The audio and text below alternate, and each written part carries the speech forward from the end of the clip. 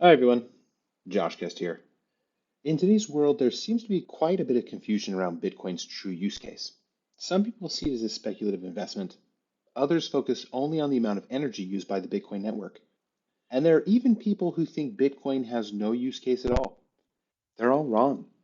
Bitcoin is money, just like the fiat sitting in your pocket, but more secure. Just like the gold waiting to be pulled from the ground, but more portable.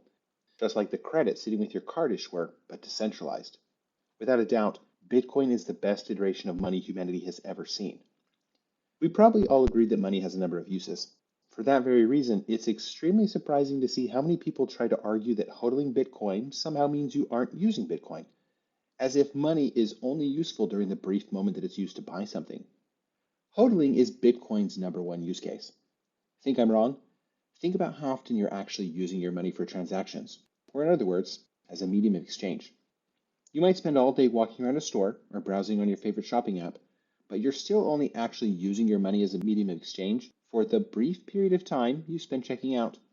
The rest of the time, your money is just sitting unused, as they like to say, in your wallet, with your bank, or on the Bitcoin blockchain. But to think of your money as unused just because you're not actively buying something with it is silly. After all, when not being used in transactions, money is serving its primary purpose of storing value across time and space.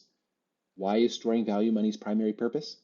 Because if you can't trust that it will have value to you and others in both the present and the future, then you'll never be able to buy anything with it.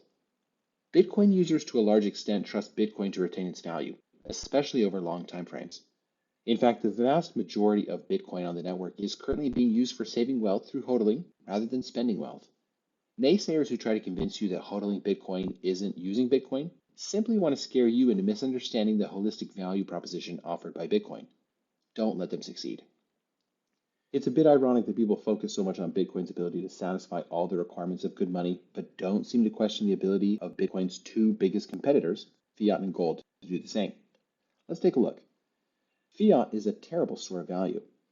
Fiat currencies, of which the US dollar is only one miserable example, do a terrible job of storing value. Over long time frames, every fiat in history has either lost the entirety of its purchasing power before collapsing, or is currently in the process of doing so. Fiat currencies as they exist today are no exception to this rule, nor will the central bank digital currencies, or CBDCs, of tomorrow be an improvement in that regard.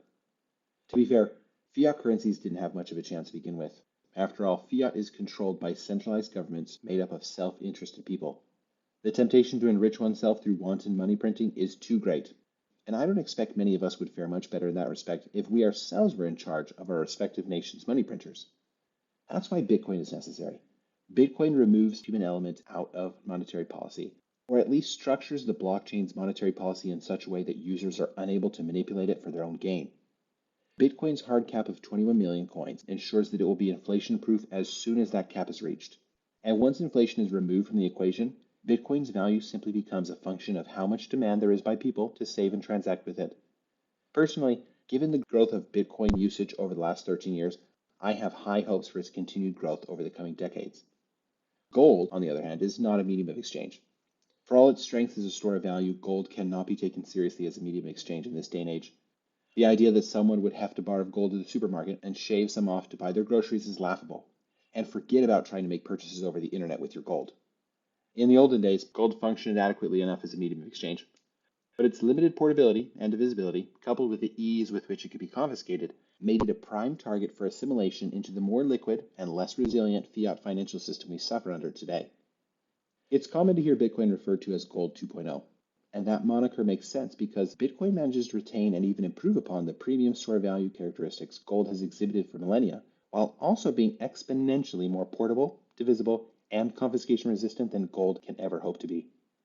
No matter how you choose to use your Bitcoin, you should feel confident knowing that you're using the most advanced monetary system humanity has ever devised. I certainly feel that way.